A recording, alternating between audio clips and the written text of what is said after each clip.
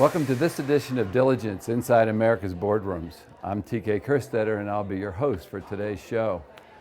This is the last of our California trek where we have been filming in Napa and now we're in Sonoma. So we have really covered the wine country. And we're here at the Women's Corporate Directors event, which is sponsored by Diligent and Equilar. And we're in the Wilderada wineries and here at the Grand Reserve Inn. So it's tough duty, but we've had some great opportunity to meet with some great people. And this morning is no exception. One of the sessions last night, there was a panel on cyber, and we wanted to make sure, it was such a good panel that we wanted to make sure that we had a chance to highlight some of the things that came out of that panel. So first let me introduce two of the people that were on that panel. First, to my immediate right, is Laurie Yoler, who sits on the board of Church Dwight, Zoox, and Bose. And to her right is Brian Stafford, who's the CEO of Diligent. Welcome. Thank you. The panel last night was called The Changing Cyber Landscape, How Are Boards Adopting and Changing Their Governance Practices? Before we get started, Laurie, could you just quickly, for our audience, describe what those companies are that you sit on the board of? Sure. Church Dwight is a consumer packaged goods company that has a lot of consumer brands that you might have heard of, like Arm & Hammer and VitaFusion gummy vitamins and Waterpik and others. So big consumer packaged goods company. Zoox is a fully autonomous mobility service providing fully autonomous vehicles to get people around in cities and solve transportation problems. And then Bose Corporation is a audio technology company that does headphones that you hopefully wear, and speakers and all kinds of other consumer goods, including now in health and wellness with sleep buds and hearing enhancement products. In the session last night, obviously cyber is a big topic. And one of the things I thought was very interesting was this debate about where cyber belongs and who owns it. And we know that the full board, when you talk about who's responsible, it's always the full board that's responsible. Right. But we know that most of the work is done in committees, and you like to have somebody other than, quote, the full board zeroing in on that responsibility. So you seem sort of vocal about that. I happen to believe that the audit committee has too much to do, and they're not always skilled set. At the same time, I understand that one size doesn't fit all. I mean, companies have all kinds of different skill sets and whatever, but what's your take on, sort of what is the favored place, do you believe, for cyber to belong? It does depend on the company. I think you have to take a step back and say what's involved in understanding cyber. And it is a totally different vocabulary, much like legal vocabulary and much like financial vocabulary. So you've seen on NomGov, you typically have someone with a legal background or folks that are willing to put in the time and energy to understand that terminology and what those dynamics are. Audit committees tend to have people who have great financial credentials and understand how to discuss financial risk and how to identify risks that you may be able to pick up in the financial statements. And so with cyber, you have to understand the technology that's deployed, and when someone does a cyber audit, you have to be able to have folks on the board who understand, okay, is this a really severe risk or is this a run-of-the-mill risk? And so folks who are willing to put the time and energy into understanding the technology and vocabulary are really important. And if they already exist on the audit committee and the audit committee wants to take it on, great. And that's been kind of the past feeling. Now that you have an increase in both severity and in time to remediate and in cost and in frequency, boards are saying this is becoming one of the top risks of the company. And so we probably should ensure that we have folks on the board who really understand it. If they're already on the audit committee, great, but in many cases, the audit committee is not made up of technologists.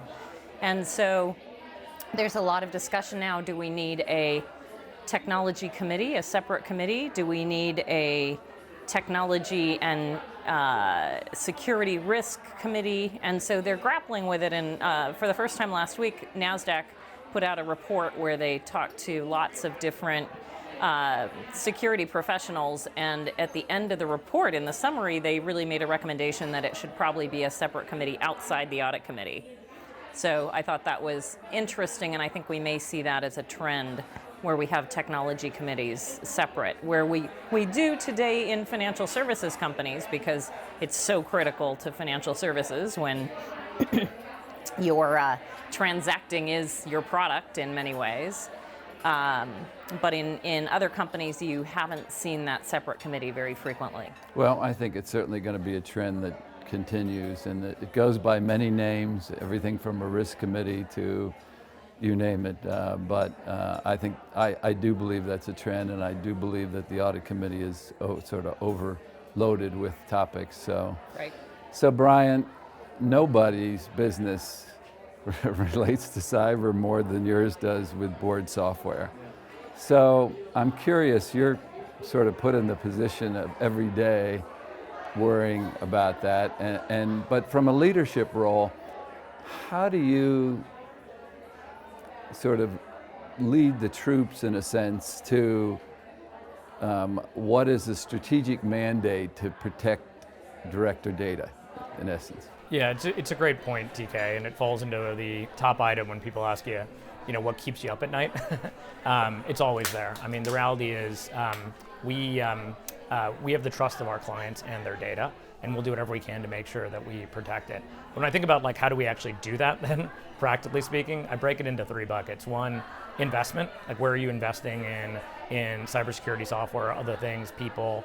Second is team, like how do you make sure that you have the right team together to help them make sure that you can defend your perimeter and the most important data. And the third one ends up being on culture of the organization. On investment in particular and where you spend your money, we categorize our data into the most sensitive elements, how to protect it, where to protect it, and we invest a lot in prevention and protection. And we always get the question of, are you investing enough? And we invest a lot, and we're always looking for ways that we can make sure that we can stay ahead and invest more. Second, on team and people, I think we have a pretty darn world-class security team. We actually recently just added a new CISO from one of the large banks. And so we said, look, this is something that matters a ton to us. How do we actually make sure we invest accordingly? And it's always really helpful to bring in security people with a fresh perspective. So people get to look at what you're doing and say, why did you make these choices, and then change and update, and people come with other experience. And so we make sure we stay ahead on make sure we bring in the right team, and we will supplement it with the right experts and consultants, et cetera. And lastly, culture. I actually think culture matters a ton. And so within your organization, if you're a software company, or really any company that has software as a part of what they do, which is basically any company, how much is security part of the culture? And so when someone's approving a new vendor for marketing, does someone say, oh, don't worry about security, let's just put it in and go quickly? When someone's approving something new, how much of it goes through an actual process where people deliberately look at things and kick things out? And I would say, I joined Diligent 4 years ago, and I would say Diligent already had that great culture and ethos around security, and that's one of those things that you want to protect and you want to reinforce and actually develop. And that's one of those things that is difficult to teach and kind of create, but if I have everybody at the organization worried about security, whether, like I said, you're on the marketing department, much less on the technology side, it's always the lowest common denominator or where you end up getting hacked. And so I think the culture of the organization, and again, my role is helping to set that tone with respect to culture. Well, that's really a good segue to what I wanted, a question I wanted to close with, and that is, on your panel, when the questions came up, the biggest sort of questions is, how do you know how much to spend? And how do you know if you're spending it in the right places? And we heard somebody make the comment about being as concerned with the internal and your employees' handling of their devices and their relationships as you do for outside or state-sponsored stuff. But Laurie, and I'll ask you both this again. So what mindset should the board go through with those two questions about how much and where are the right places to spend? I think I did give the statistic last night, 54% of the attacks are pinpointed back, the root cause being a negligent internal employee. So you do have to think about internal employee situations and risks. But how much to spend? Of course, if you button up the entire organization, you can be spending constantly and you never let anyone in from the outside, and obviously businesses don't run that way. The wonderful thing is there are now a lot of outside companies that will come in and do a security audit and can let the board know, okay, what are our bright red flashing vital risks that we need to spend money on this year and handle now? What are some that we should monitor and allocate resources to perhaps in the future, and where are we doing pretty well? But a lot of it isn't that expensive. It's not these super expensive tools. A lot of it involves people and processes and training internal employees, running those phishing test emails internally and letting the employees know who are the ones who click on that bad link, what they should do differently in the future, which isn't terribly costly. I think, as Brian said, it's a cultural mindset that security is just something everyone in the company needs to be mindful of. So I think how much you spend depends on how that report comes back and if there are some glaring items that need to be resolved, or if it's really a matter of a lot more training and an ability to escalate and resolve more quickly through processes that allow you to do so. Yeah.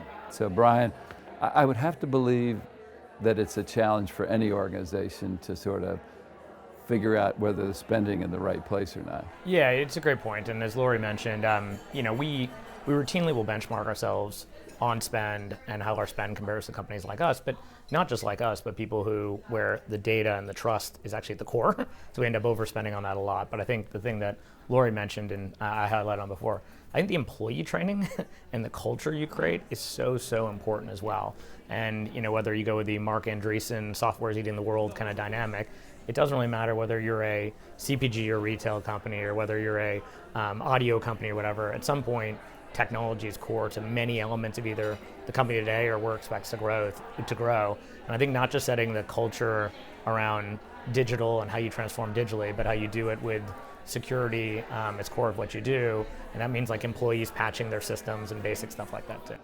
Well, it was a great session, and there were so many hands in the air we had to cut it off last night, so we obviously hit a nerve. But I wanted to thank you both for taking the time this morning in this beautiful setting to join me. And again, we'll look forward to having you back at one of these other Women Corporate Directors events. Thanks so much. Thank you, TK. We'll be back next week when we take another look at a critical topic that'll help you be a better board member or committee member. So we'll see you then.